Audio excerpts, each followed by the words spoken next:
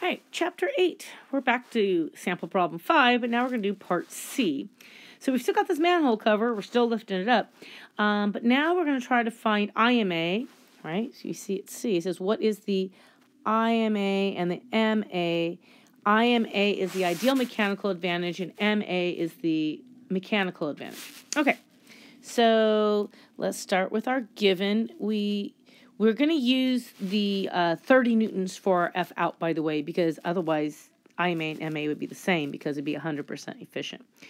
So we're going to keep using this 30 newton number. So we're going to have F in equal to 5 newtons and D in equal to 3.8 meters. None of that changed. D out is 0.5 meters, and we're leaving F out as 30 newtons. And we're trying to find IMA and MA. All right, maybe we'll use different colors for these. So we'll use blue for IMA and green for MA. So I'll just write over those. So IMA will be in blue and MA will be in green. So equations. Well, for IMA, we always use the ratio of the distances. And remember, one thing when you're doing IMA and MA, remember that the ratio, the mechanical advantage is 90% of the time, it's going to be greater than 1. You always want the bigger number over the smaller number. So that's one way to double check yourself. But IMA is D in over D out. Because remember, you're going to push it up the ramp further. You're going to push the lever down further than it's going to lift the object that you're trying to lift, right?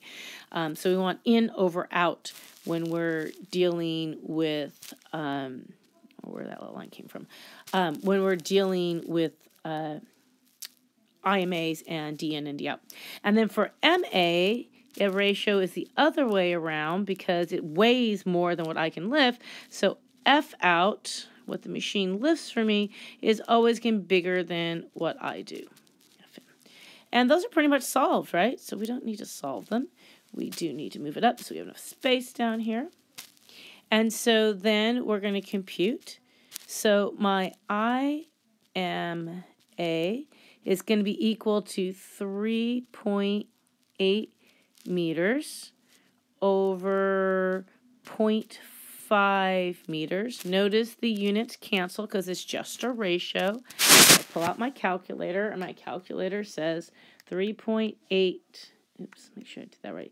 3.8 divided by 5, which is 0.76. That is not right. Oh, because I divided by 5. See, that's my check. I know it's got to be bigger than 1.